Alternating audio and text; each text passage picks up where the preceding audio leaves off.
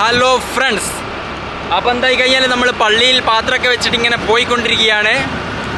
നമ്മളിപ്പോൾ പോകുന്നത് ഉമ്മാൻ്റെ ഒരു ഏട്ടത്തിയുണ്ട്. അപ്പോൾ ഏട്ടത്തി വിളിച്ചിട്ട് പറഞ്ഞേ വീട്ടിൽ പിന്നെന്തോ മാവിന് കൊമ്പ് പൊട്ടി വേണ്ടിയിട്ടുണ്ട്, അപ്പോൾ കുറച്ച് മാങ്ങുണ്ട്, വന്നു കഴിഞ്ഞാൽ കൊണ്ടുപോവാന്ന്. ഓക്കെ, ബസ് പോയി, അപ്പോൾ അതാണ് സൈഡാക്കിയത്.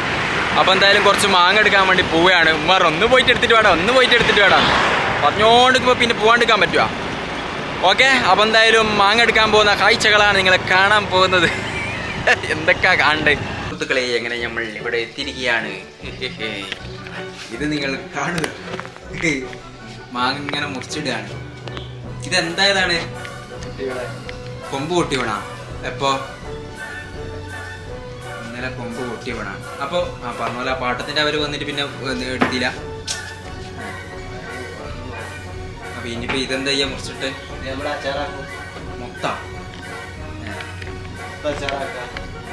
അല്ലാണ്ട് എന്ത് ഉപ്പിലിട്ടിട്ട് എന്തോ അങ്ങനെ വെക്കുവേ? അങ്ങനെയൊക്കെയാണ് സുഹൃത്തുക്കളെ കാര്യങ്ങൾ. അങ്ങനെ സുഹൃത്തുക്കളെ, നമ്മൾ മാങ്ങ ശേഖരിച്ചു പോവുകയാണ്. എന്താ സംഭവം എന്ന് വെച്ചാൽ മാങ്ങ വെച്ചാൽ ഈ മാങ്ങ കിട്ടാൻ നമുക്ക് കാരണമായിട്ടുള്ളത് ഈ മാവിൻ്റെ കൊമ്പ് പൊട്ടിപ്പോയി. കണ്ടോ, ഈ മാവ് ഇതിൻ്റെ ഒരു കൊമ്പ് പൊട്ടിപ്പോയത്